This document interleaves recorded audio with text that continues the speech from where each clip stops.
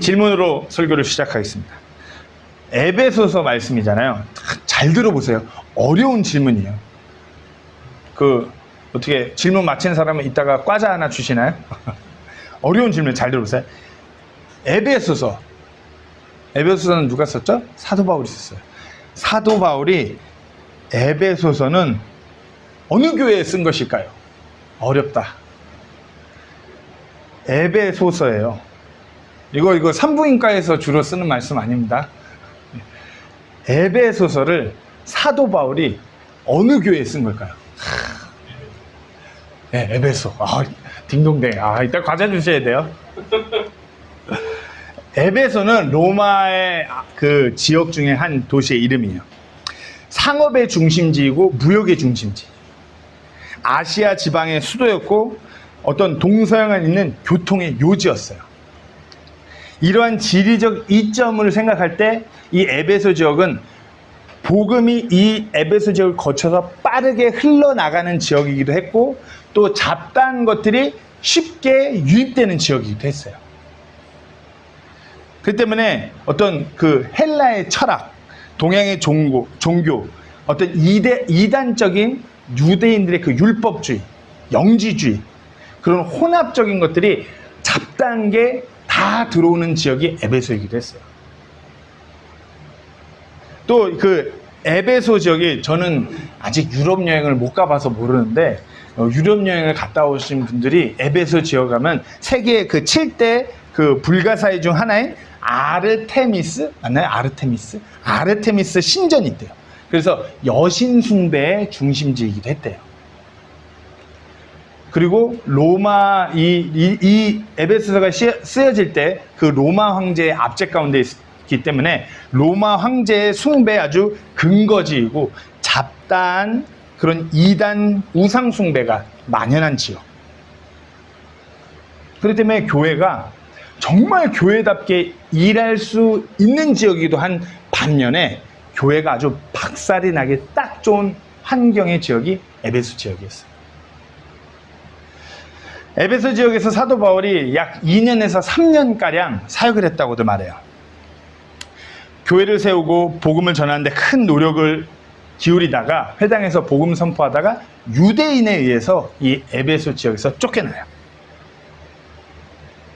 하지만 사도 바울의 그 노력과 헌신으로 인해서 이 에베소 지역에서 많은 구원받는 혼들이 일어나고 교회가 세워지고 그리고 다시 또 사도 바울의 아들과도 같은 디모데가 이 지역에 가서 사역을 하게 돼요. 근데 이 말씀드렸다시피 이 에베소 지역은 잡다한 것들이 다 들어와 있어요. 그리고 율법주의와 영지주의가 아주 꽉 교회 안에 이게 자연스럽게 스며들어서 어떤 이 은혜로 구원받은 교회인데 어떤 이런 행위적인 것들이 교회 안에 만연하게 되면서 가장 중요한 은혜를 흔들흔들하게 만드는 교회가 에베소 교회였어요. 점점 교회 안에 율법이라는 행위, 어떤 지적인 것, 그런 행위, 잡다한 우상 숭배를 하는 그런 행위 같은 것들이 교회 안에 스무스하게 들어와요. 그런 소식을 사도 바울이 들으면서 우리 성도들한테 내가 편지를 써서 이것을 권면을 해야지. 이대로는 안 돼. 우리가 그 은혜로 구원을 받았는데 이 은혜가 이렇게 다른 불순물과 섞여서는 안 돼. 그러면서 서신을 쓴 것이 이 에베소서예요. 자, 결론부터 말씀드리면 우리가 믿음을 통해 은혜로 구원을 받았습니다. 믿음을 통해 은혜로. 결론이자 우리 첫 번째 나눌 주제는 믿음을 통해서 은혜가 주어진 거예요. 믿음을 통해서. 우리가 예수님을 내 개인의 구주로 믿음으로써 받아들였을 때 우리에게 구원받는 은혜가 주어진 것이에요. 그리고 오늘 성경 기록에서 뭐라고요? 믿음을 통해 은혜로 구원을 받았느니 그것은 너희 자신에게서 난 것이 아니요 하나님의 선물이니라. 제가 이거 아마 이 부분에 대해서는 복음을 전할 때 아니면 우리 성도님들과 교제할 때 수도 없이 나누고 또 나눴던 거예요. 복음이라는 것은 선물로 하나님께서 우리에게 주어진 것이다. 선물이라는 것은 거저받는 것이에요. 오늘 정훈 형제님이 선풍기를 교회에 선물로 갖고 오셨어요. 선물로. 근데 제가 정훈 형제님이 이걸 선물로 갖고 오셨는데 정훈 형제님 감사합니다. 이 선물 너무 감사합니다. 그러면서 1페소를 딱 드려요. 그럼 어떻게 될까요? 선물일까요? 아니죠. 1페소 주고 산 거예요. 99.9% 우리가 은혜로 받아들이는데 0.001%라도 우리가 행위가 들어가면 선물 아닌 거예요. 오늘 유진 사장님 네 분이 또 점심으로 김밥을 교회에 선물로 만들어 오셨어요. 저희가 김밥 너무 맛있게 잘 먹을게요. 그러면서 또 1페소를 또 꺼내요. 1페소를 딱 드려요. 그러면 이게 선물일까요? 아니에요. 믿음을 통해 은혜로 구원받은 것, 하나님의 선물이라고 쓰여 있어요. 그럼 어떻게 해요? 100% 완전히 하나님의 그 은혜로 말미암아 우리에게 주어진 것이에요. 하나님의 은혜예요. 선물로 우리에게 주어진 하나님의 은혜. 우리가 하나님의 은혜를 뭔가 추상적이고 뭔가 어려운 것 같으면 우리 그 형제님들은 다 군대를 다녀오셨으니까 군대에서 신병훈련소 가서 그 신병훈련소 그 마지막 날 꼭 다들 울잖아요. 그 교회 찬양팀이나 뭐 와서 꼭 어버이 은혜 부르면서 다 울려요. 고된 생활 며칠 해보니까 대가 없이 아들을 보살펴주던 그 어머니가 늘 생각나요. 어머니가 아들을 그렇게 보살펴주는데 아들한테 뭐 월 얼마씩 돈을 받고 아니면은 아들이 뭐 대학교 졸업하고 직장 가면은 월급의 몇 %를 떼주기로 아니잖아요. 어머니이기 때문에 아들이 그렇게 사랑을 선물로 준 것이. 그것을 우리는 어버이 은혜라고 그렇게 말하고 우리가 모르고 살다가 고생 며칠 해보면은 그 어머니의 은혜가 막 떠오르는 거예요. 이럴 때 어머니가 나 이렇게 보살펴주고 나 이렇게 따심만 해주고 나 잘하고 이렇게 해주고 어머니한테 특히 더 그래요. 모성애라고 그러죠. 뱃속에 10개월 동안 아기를 품고 있다가 출산을 해요. 근데 생각해보세요. 뱃속에 아기를 10개월 동안 품고 있는데 그 아기가 엄마한테 뭐 해준 거 있나요? 우리 와이프는 둘을 데리고 있었잖아요. 그런 경험이 있잖아요. 그 둘을 데리고 있어도 둘이 뱃속에 있으면서 엄마 우리가 이게 나가면 응응이 하고 바로 엄마 쓰담쓰담 해줄게. 아니잖아요. 그냥 아이가 있는 것만으로도 엄마는 그 아이를 위해 헌신을 해요. 거저주는 사랑이에요. 대가 없이 그 아이의 그 뱃속에 있는 아기에게 지극정성으로 대화도 안 되네. 맨날 잘 있니? 이거 꿈틀꿈틀거리네. 여보 일로 와. 애가 발차기라고 있어. 막 어버이 은혜도 이래요. 하나님의 은혜는 이보다 더 한량없으신 은혜예요. 이것을 거저 주셨어요. 우리에게 그 어떤 행위나 어떤 무언가를 바라지 않고 거저 주신 것이 구원의 은혜인 것이에요. 로마서 5장 2절 말씀에 이렇게 기록되어 있습니다. 우리가 또한 그분으로 말미암아 지금 우리가 서 있는 이 은혜의 믿음으로 들어감을 얻었고 하나님의 영광의 소망을 기뻐하느니라. 지금 우리가 서 있는 이 은혜의 믿음으로 들어감을 얻었어요. 우리가 믿기만 하면 거저 주시는 은혜, 선물로 주시는 은혜, 믿음을 통해서 은혜를 받는 것이에요. 디도서 2장 11절 말씀에 구원을 가져다 주시는 하나님의 은혜가 모든 사람에게 나타나. 구원을 가져다 주시는 하나님의 은혜. 믿기만 하면 선물로 주어지는 은혜예요. 모든 사람들 믿기만 하면. 어려운 것이 아니에요. 예수님께서 내 죄 때문에, 이 추악한 나의 죄 때문에 나를 지옥의 형벌이 아니라 나를 영존하는 생명에 이르게 하기 위해서 예수님께서 나를 위해 십자가 지시고 그 죄의 값인 피를 흘리시고 죽으시고 3일 만에 부활한 그 주님이 나의 주님을 내가 믿음으로 받아들일 때 우리가 그것을 선물로 거저 그 은혜를 받음으로 구원받는 것이에요. 그렇게 구원받은 사람을 우리가 성도라고 일컫는 것이에요. 그리스도 안에서 형제요 자매라고 일컫는 것입니다. 교회의 핵심이 무엇이냐? 헌금 많이 걷어서 의리의리한 건물 짓는 것이 아니라 교회가 교회되는 것. 그리스도 안에서 이 은혜의 선물을 받은 사람들이 더해지는 것이 교회의 핵심이에요. 그리고 그 일을 하는 것이 교회예요. 사람이 많아지고 건물이 으리으리 지는 것이 좋은 교회, 내놓으라는 교회가 아니라 이 은혜의 선물을 거저 받아들인 사람들이 모이는 것이 그 사람이 교회인 것이에요.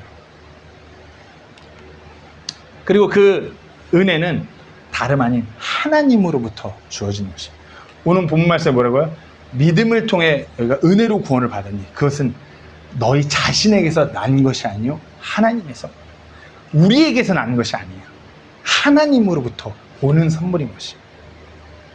우리에게서 나는 것은 우리의 행위, 내가 무엇을 하는 것인데 그것과는 전혀 관련이 없다는 것이에요. 하나님으로부터 오는 것. 근데 은혜가 주어진 우리에게서 드러나야 되는 것이 있어요. 뭐가 있을까요? 은혜가 우리한테 막 주어져요. 은혜가 주어지고 우리가 은혜를 만끽하고 감격해. 그러면 뭐가 드러나야 될까요? 은혜가 우리한테 오면. 그렇죠. 감사. 제가 어제 밤에 정호한테, 정호를 이렇게, 정호가 농구하고 싶다고 해서 밤에 자고, 야, 아빠가 주일 밤에 이렇게 바쁜데, 너 이렇게 데리고 지금 농구 가는 거야. 탈리사이까지. 무슨 탈리사에 비타 무슨 그랜데 빌리지 안에 산 꼭대기까지 올라갔어. 와, 경치는 좋더라고요. 올라오면서 뭔가 높은 귀도 먹먹한 것 같고, 아빠한테 고마워 안 고마워? 그러니까 아빠 고마워요. 감사. 참 이게 언어라는 게 재밌는 것이, 성경이 영어로 되기 전에 대부분 라틴어 성경이 주류를 이뤘어요. 진짜 성경. 자, 라틴어로 은혜가 뭘까요? 그라시아. 제가 우리 아내 어제 예습시켰어요. 라틴어 은혜, 그라시아. 그러면 감사가 뭘까요? 그라시아스. 그렇죠. 그라시아스. 우리가 은혜를 입어갖고 그 은혜를 우리가 만끽하고 그 은혜를 생각하고 은혜가 우리 안에 쌓이잖아요. 그러면은 그라시아가 그라시아스가 돼야 되는 거죠. 내가 은혜를 입었다면 그 은혜가 더해지면 감사가 나와야 되는 것이에요. 은혜를 입은 우리가 이렇게 교회로 모였잖아요. 그러면 하나님을 향한 감사와 찬양이 나와서 주일에 이렇게 하나님을 향해 경배드리는 것이에요. 그것이 은혜가 모인 것이에요. 그라시아스 복수형. 그라시아의 복수형. 이것은 스페니쉬, 에스파뇰도 똑같아요. 은혜, 그라시아. 감사, 그라시아스. 이렇게 우리가 모였잖아요. 구원, 그 은혜의 그 선물을 가진 우리가 모였잖아요. 그러면 더 감사. 그것이 우리에게서 나는 것은 행위가 아니라 우리에게서 나는 것은 하나님으로부터 하나님으로 받은 그 선물로 인한 감사가 넘쳐야 되는 것이에요. 왜냐하면 우리에게서 행위가 넘쳐난다면 그 행위는 은혜가 아닌 종교로 드러나는 것이에요. 8절 9절 말씀, 너희가 믿음을 통해 은혜로 구원을 받았느니 그것은 너희 자신에게서 난 것이 아니요 하나님의 선물이니라. 행위에게서 난 것이 아닌 이것은 아무도 자랑하지 못하게 하려 함이라. 행위에서 난 것이 아니에요. 오직 은혜로 받는 것이에요. 행위는 사람을 높아지게, 교만하게 하는 것이 행위예요.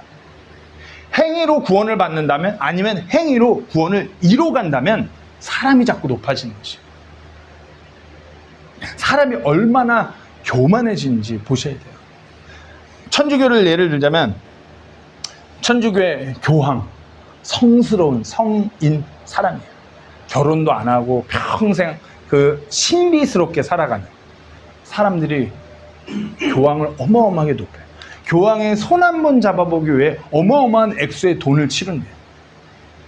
교황한테 아이가 그 유아세례 안수받으려고 천문학적인 돈을 쓴대요. 거룩한 사람 같아 보이지만, 거룩한 행위를 일삼는 듯이 보이지만, 우리는 이제 그 뉴스나 역사를 통해서 천주교의 교황이 얼마나 윤리적으로, 정치적으로 많은 문제가 이제 뭐 신문을 통해, 다큐를 통해 다 공개됐어요.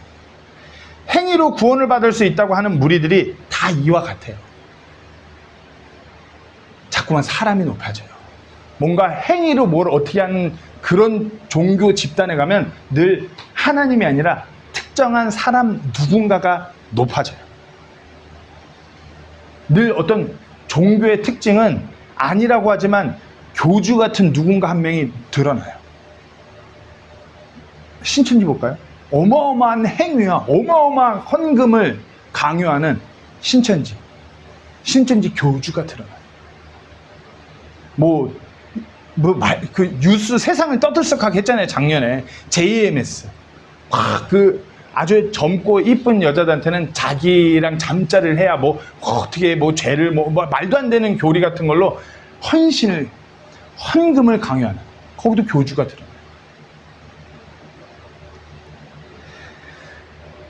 어떤 헌금을 강요하고 헌신을 강요하고 윤리적인 행위를 강요하고 지적인 것을 강요하는 집단에는 늘 특정한 누군가가 드러나요.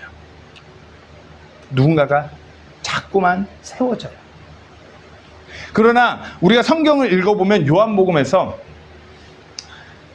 예수님이 바로 오시기 직전에 예수님을 전하는, 그리고 또 회개하고 빨리 그 예수님을 받을 준비를 하라고 하나님의 말씀을 전하는 침례자 요한이라는 사람이 있어요. 근데 누가 봐도 이 사람은 대단해요.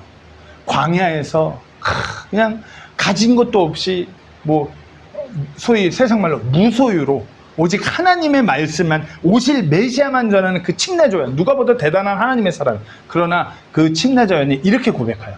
요한복음 3장 30절에 그분은 반드시 흥하셔야 돼. 나는 반드시 쇠하여야 하니라. 종교는 자꾸만 특정한 누군가 아니면 나 자신을 자꾸만 세우려고 해요. 내 자신의 행위를 드러내고 내 자신을 자꾸만 어떻게 하려고 그래요.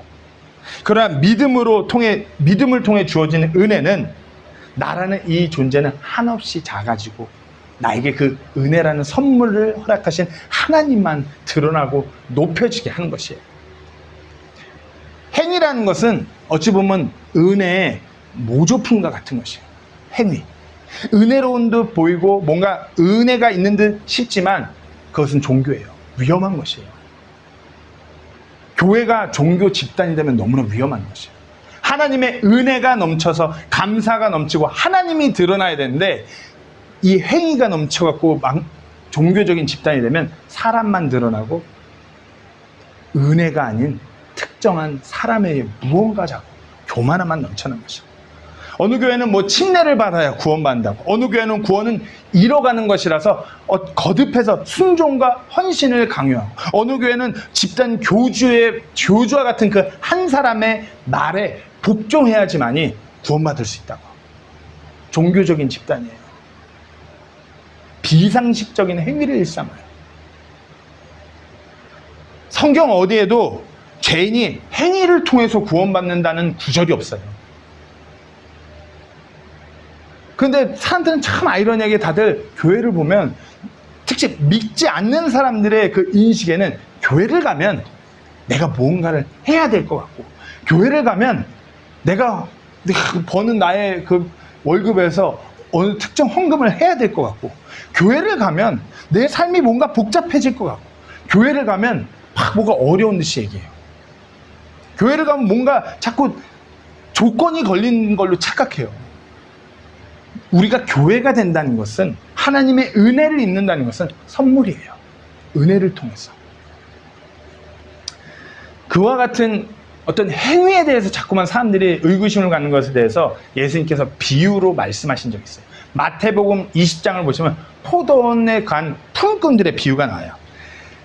제가 예전에 한번 설교를 한 적이 있는데, 포도원 품꾼에 각각 다른 시간에 일하러 사람들이 들어가요. 누군가는 아주 일찍, 우리 노가다를 해보시면 알겠지만 인력 시장에 일찍 나가 있잖아요. 그러고 있다가 딱 그 일 시작하기 전에 인력 소장한테 전화 와요. 야, 어디 현장으로 몇 명 보내줘. 그러면 일찍 가요. 그러면 일단 그때는 제가 덩치도 더 좋았고 힘도 더 잘 쓰고 딱 첫바따로 가요. 그러면 이제 인력 소장한테 뒤늦게 한 그 시간 지나고 조금 지나면 전화가 와요. 정말 급하니까 아무나 보내달라고. 그러면은 술 취해 있는 아저씨, 술 안 깬 아저씨, 뭔가 어디 불편해서 그래도 뭐라도 해야 될 것 같아서 나온 그런 아저씨들도 가요. 쉽게 할 수 있는 일입니다. 그리고 마지막에 점심시간 지나서 너무 급하니까 소장 너라도 와 이러면서 오는 그런 전화들이 있어요. 그렇게 포도원 품꾼 비유에서 포도원들이 그 시간대마다 들어가요.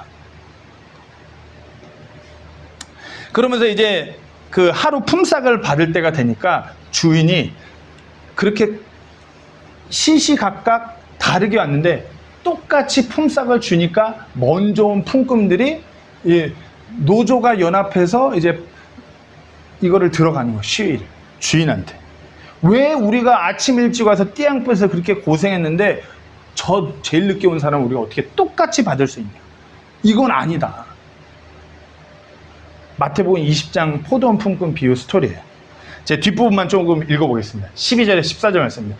이르되 마지막에 온 이 사람들은 1시간만 일했는데 당신이 그들을 낮에 짐과 열기를 견딘 우리와 같게 대우하였나이다 하니 주인한테 대드는 거야. 근데 이게 상식적으로 맞잖아요. 세상의 논리에서 보면.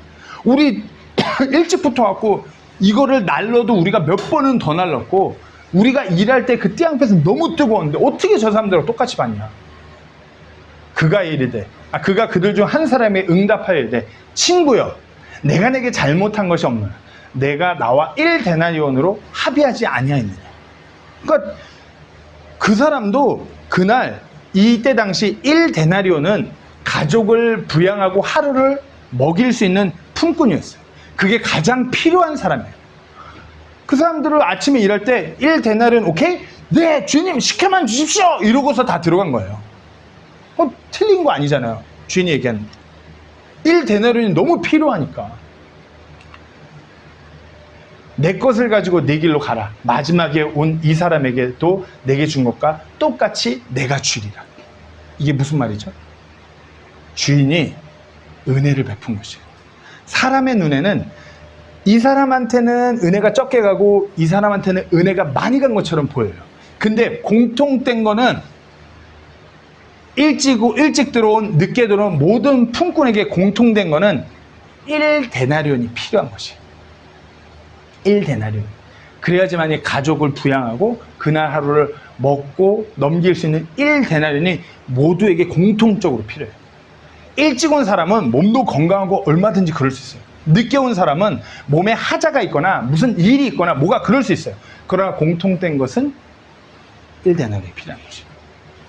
이것이 주인이 베푼 은혜예요. 늦게 온 사람이 뭐 몸이 안 좋아서 그럴 수 있고 아니면 이게 게을러서 그럴 수 있고 뭔 이유가 있을 수 있어요. 그러나 주인이 은혜를 베푼 것이에요. 세상의 논리 철학이 아니라 은혜. 하나님 왕국의 원리. 하나님 왕국, 하나님께서 통치하시는 그 왕국은 하나님의 이 은혜의 원리로 돌아가는 것입니다. 내가 얼마나 뭘 더 해갖고 나 자신이 드러났고 나는 저 사람들과 틀려 이거 아니에요.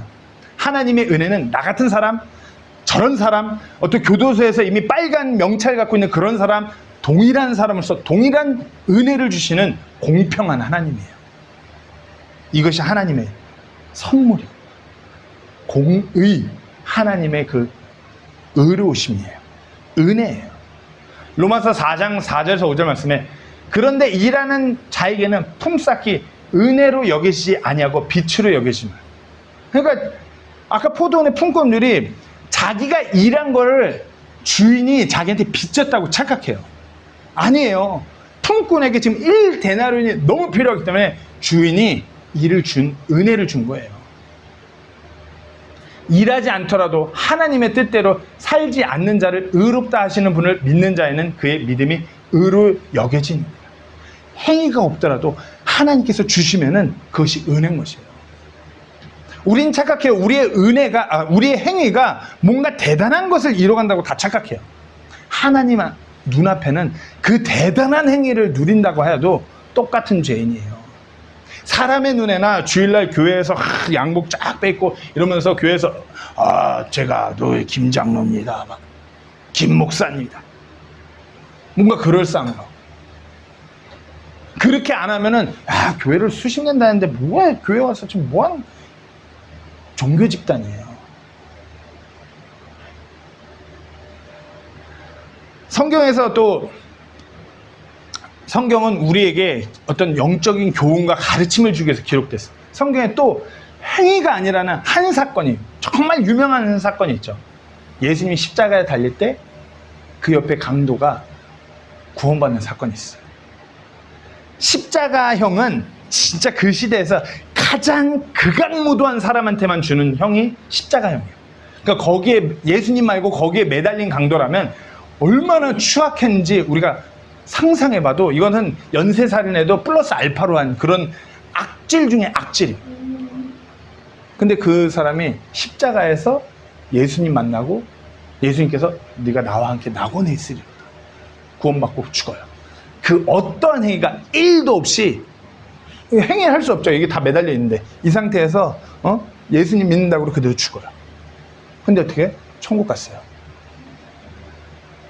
행위가 눈꼽만큼도 없어요. 어떻게 손 하나라도 까딱까딱 해갖고 뭐 행위라도 해야 되는데 그것도 없어요. 그러다 그냥 죽었어요. 그러나 구원이란 하나님의 선물을 받았어요. 은혜로.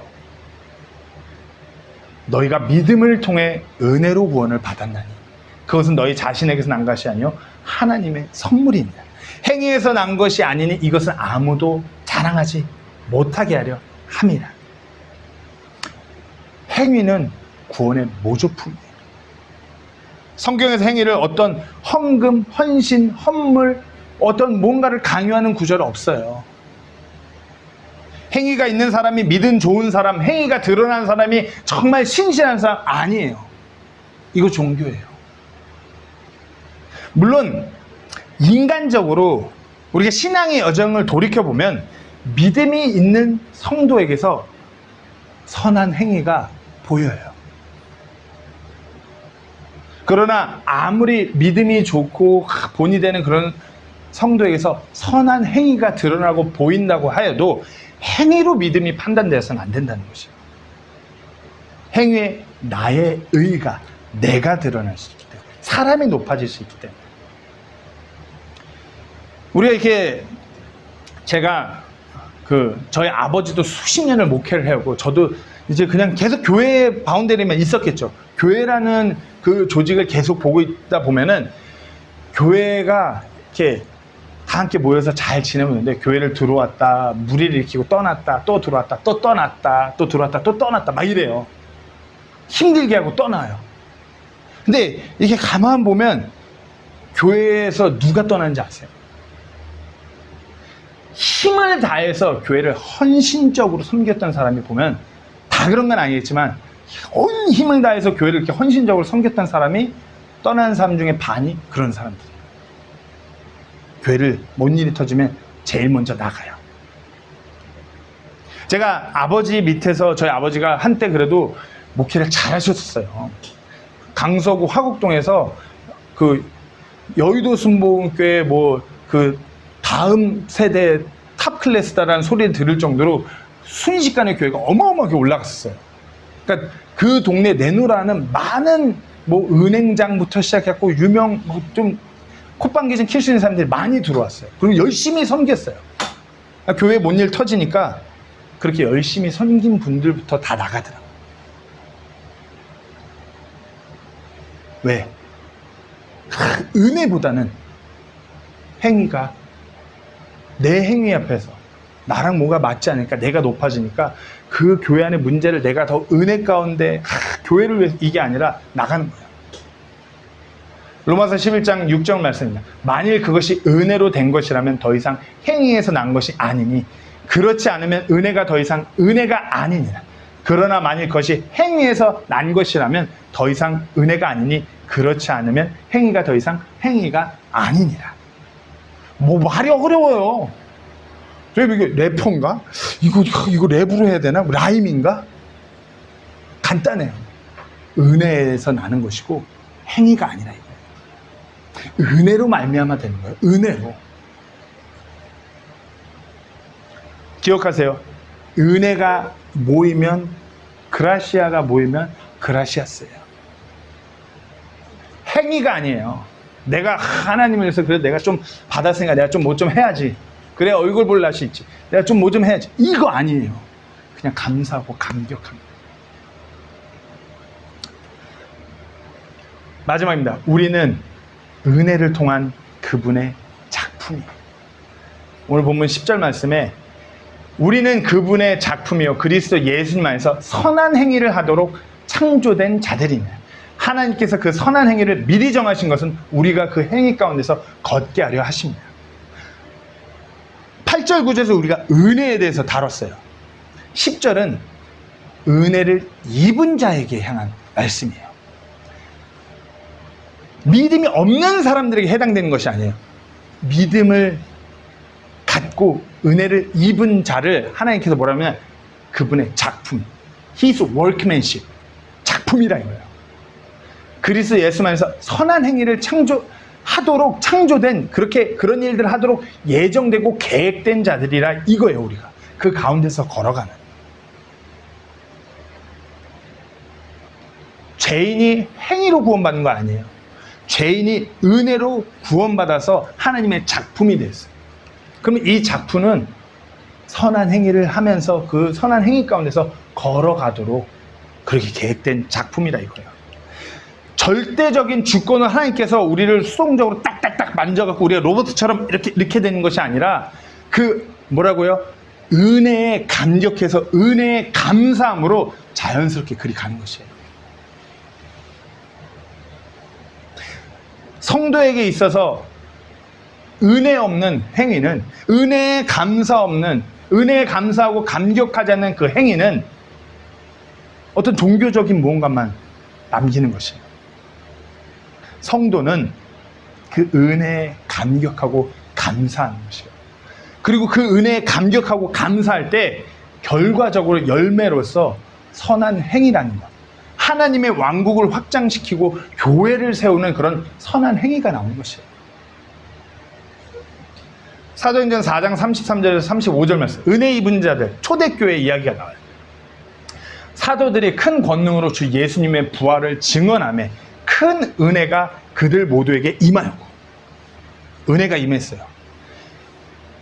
예루살렘의 첫 교회에 사도들 통해서 예수님에 관해서 복음이 선포되면서 유대인들이 이제 막 은혜를 입고 구원받는 거예요. 성도가 되는 거예요. 그 이후에 그 은혜에 감격하고 감사한 모습이 나타나요. 선한 행위가. 그들 가운데 부족한 자가 아무도 없었으니 이는 땅이나 집을 소유한 자들이 다 그것들을 팔아 그 판 것들의 값을 가져다가 사도들의 발 앞에 두며 그들이 각 사람에게 필요한 대로 나눠줬기 때문이에요. 예루살렘 교회는 부족한 자가 많을 수밖에 없어요. 나그네들 막 그런 사람들이 그냥 막 왔다가 갑자기 거기서 교회로 남게 되면서 당장 집도 절도 없고 그냥 먹여야 되는 사람들이 넘쳐나요. 근데 은혜를 입은 땅 있는 사람이 그걸 팔아다가 사도들한테 줌으로 그 사람들을 부양하기 시작해요. 이것을 억지로 막 지금 교회에다 껴넣어서 돈 있으신 부자들한테 헌금을 강요하고 이거 잘못된 거예요. 이렇게 하는 거 아니에요. 시대가 틀려요. 대한민국 국민은 돈도 없고 집도 절도 없으면 국가가 다 먹일 수 있는 국가에서 살고 있습니다.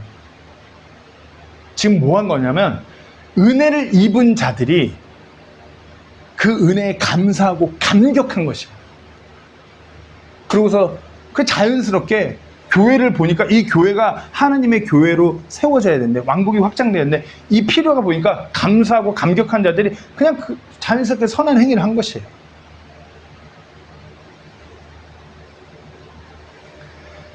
선한 행위는 무슨 전 재산을 가져다 드리는 게 선한 행위가 아니에요. 오해하시면 안 돼요.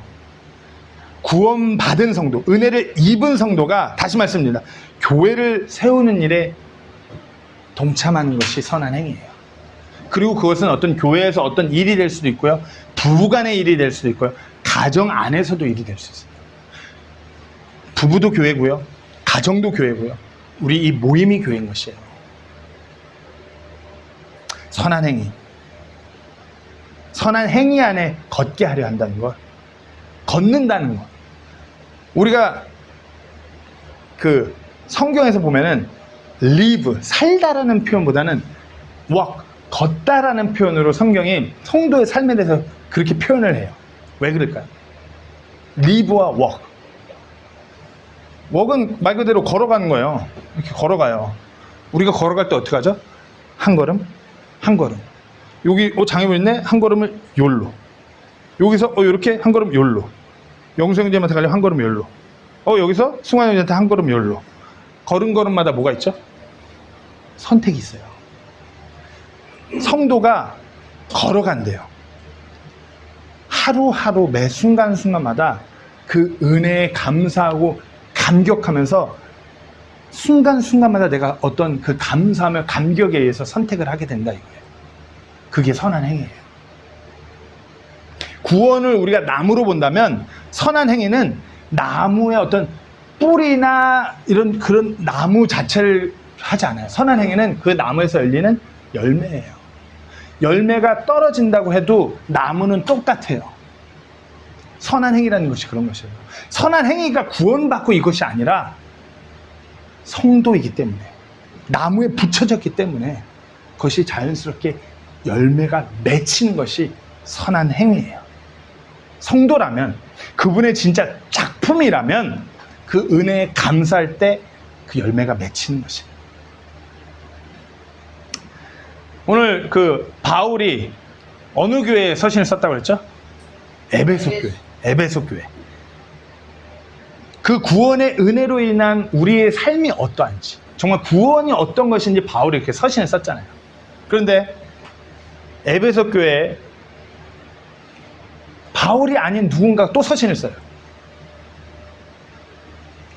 요한계시록 2장 1절 4절 말씀. 에베소 교회의 천사에게 쓰라. 오른손에 7뼈를 붙잡고 있는 자 곧 7 등잔대의 한가운데를 거니는 자가 이것들을 말하노라.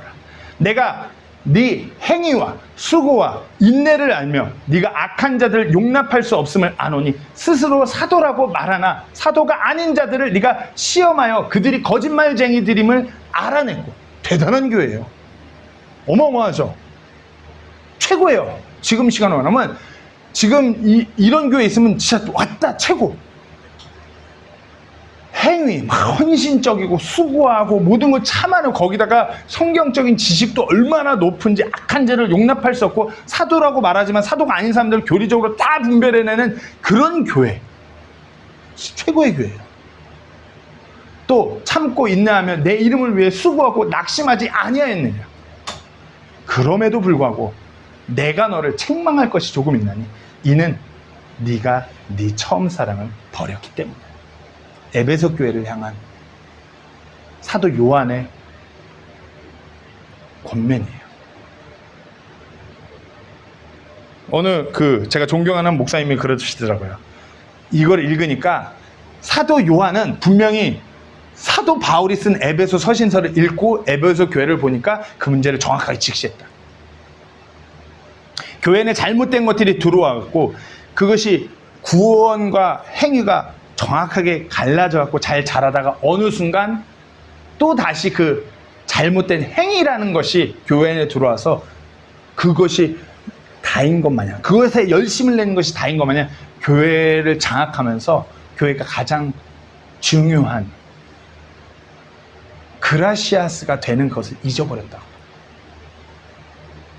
처음 사랑이 뭘까요?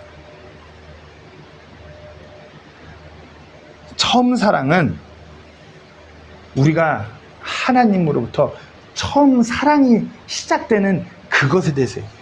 우리가 하나님과의 사랑이 처음 시작되는 것은 우리가 우리 주님을 내 개인의 구주로 받아들인 그 은혜가 처음 사랑인 것입니다. 그것을 묵상하고 감격하고 감사하고 그것이 처음 사랑이에요. 근데 그걸 버리고 내놓으란 어떤 행위적인 것, 지식적인 것, 교리적인 것, 대단한 것들이 부산물들이 교회에 만연하지만 가장 중요한 것이 멀어져 갔기 때문에 책망해야 된다 이거예요. 교회로서 대단한 교회로 자리 잡아가지만 책망받아 마땅한 것이에요. 왜? 구원의 은혜에서 멀어져 가기 때문에.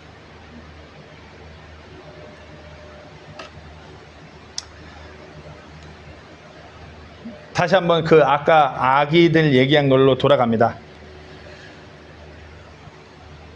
우리가 이제 양육이 끝나가신 분들, 양육이 끝나가신, 우리 한참 더 양육해야 되는 부류. 두 분 다 마찬가지. 두 부류 다 똑같아요. 우리가 우리 아이들을 양육하고 자라게 하면서 아이들한테 기대하나요? 진짜 이것이 확실했고, 얘가 좀 더 커서 나를 이렇게 할 거야. 이렇게 할 거야. 이 목적으로 아이 키우나요? 얘가 대기업에 들어가서, 아니면 진짜 세상적으로 완전 성공해서. 요즘 우리 애들 요 초등학교 다 유튜버가 꿈이라면서요. 유튜버 돼갖고 100만 구독자가 돼서 이 아이가 나를 부양할 거야. 이거 놓고서 이 목적으로 애 키우나요? 이게 기쁨인가요? 그러면서 아이가 이제 유튜브를 해갖고 구독자 수가 1000명이 되고, 이야 기뻐! 이게 부모의 기쁨인가요? 그것이 아니죠. 아이가 자라면서 부모의, 나를 키워준 그 부모의 은혜에 감격하고, 어머니 그래도 감사합니다. 감사하고, 그렇게 아이가 자라는 거 보면 부모로서 이루 말할 수 없는 기쁨이에요. 내가 아이를 부모로서 양육하면서 아이가 알아주고 감격하고 감사하고 그것을 표현해 주는 거예요. 이게 아이와 부모의 처음 사랑이에요. 하나님과 우리의 처음 사랑은 하나님께서 우리를 위해서 그 어마어마한 은혜를 우리에게 선물로 주신 것을 우리가 그것을 깨달아 알고 감사하고 감격하는 거예요. 하나님은 늘 사람을 향해서 늘 그런 마음이 있어요. 자기를 좀 알아줘. 자기를 따라와줘.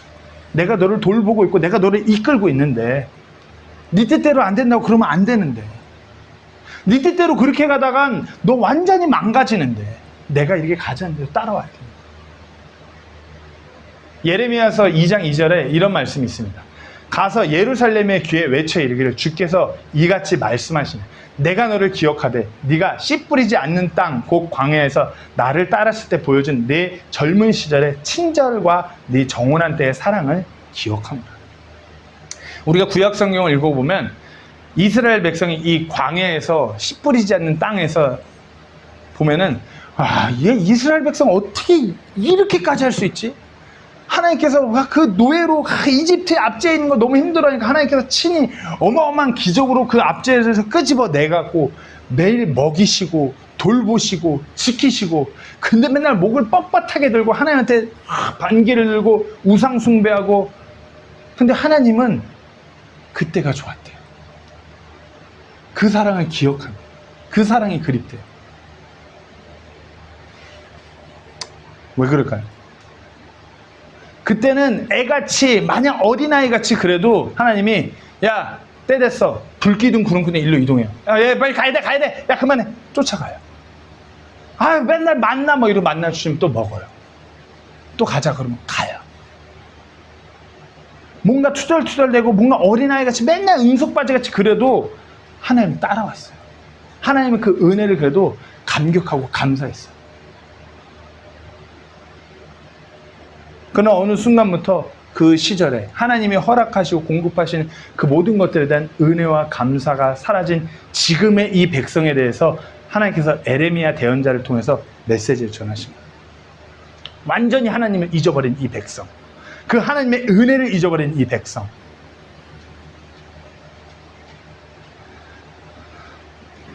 우리도 그와 같아요. 우리가 구원받고 교회 생활을 좀 하면 어느 순간부터 우리가 이 구원의 은혜에 대해서, 이 어마어마하고 값진 그 은혜에 대해서 되게 저렴하고 가볍게 여겨요. 아무것도 아닌 것처럼 여겨요.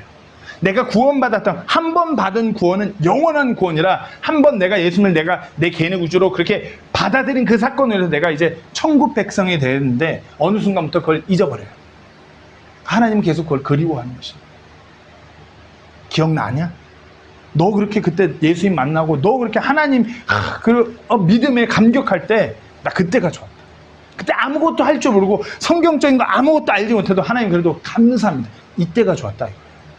머리 좀 커져가고 교회에서 뭘 어떻게 해야 되고 성경적인 지식, 이렇게 교리적으로 이렇고 이런 거 말고 너 그냥 내가 내 은혜를 네가 알고 그것을 받아들였을 때 너가 그걸로 기뻐하고 감사하고 나 그거 그리워. 그 말씀 하시는 거예요. 우리가 성도로서 대단한 어떤 행위를 하기보다 그 은혜를 떠올리셔야 돼요.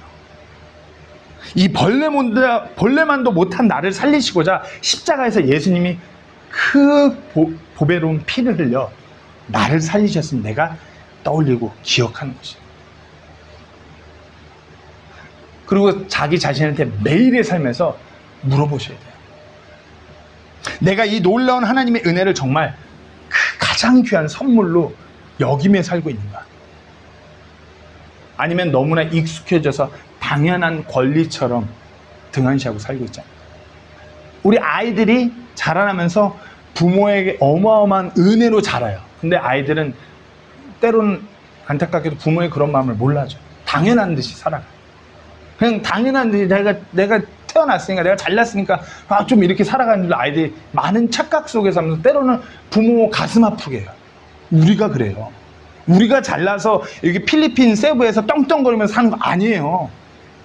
우리가 잘나서 이렇게 삶을 마감하면 천국 가는 거 아니에요.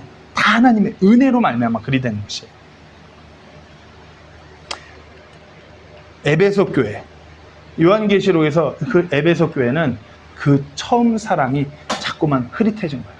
그 구원의 은혜로 감격하고 감사하는 그 기쁨이 상실되고 어떤 무언가를 자꾸 행위, 뭔가 하는 것, 아는 것, 거기로 포커스가 가니까 책망받아 마땅하다고 사도 요한이 그렇게 전한 것이에요. 어찌 보면 이와 같은 말씀들이 우리에게는 좀 경고와도 같은 것이에요. 성도로서 우리의 삶이 혹시 감사를 잃어버린 의무형, 어떤 그냥 매너리즘적인 그런 신앙생활로 들여지고 있지는 않은가. 은혜를 받은 그분의 작품으로서 우리가 살아가야 됩니다. 늘 그 은혜의 감격함으로 감사가 넘쳐야 되는데 그냥 무미건조하고 그리고 감사도 없고 배은 망덕, 망은 배이, 이런 삶을 살고 있지는 않은지. 은혜가 이렇게 하나, 둘, 셋, 넷, 다섯, 여섯, 일곱, 여덟, 은혜가 모이면 더 큰 감사가 돼야 되는데 은혜도 없고 감사도 없는 껍데기 신앙은 아닌지 우리가 돌아보셔야 돼요. 구원의 은혜의 그 감격 없어도 내가 뭐라도 좀 해야지, 내가 뭐라도 좀 되겠지, 이런 식으로 살아간다면 종교에 빠지는 것이에요. 종교가 가장 위험한 것이에요. 그러나 우리가 그 구원의 은혜에 감격하고 감사가 넘친다면 자연스럽게 우리 삶에 선한 행위들이 나오는 것이에요. 구원의 그 은혜에 대한 감격, 감사가 메마르기보다 그것이 넘쳐야 돼요. 그것이 넘칠 때 열매가 맺히는 것이에요. 저는 우리 성도님들에게 행위를 강요하지 않아요. 헌신을 강요하지 않아요. 하지만 구원받은 그 은혜에 대해서 감격하고 감사하시기를 권면합니다. 성도라면 그 은혜가 매 순간순간 매일매일 그것을 떠올리면서 감사하고 감격이 되는 삶을 살아가셔야 돼요.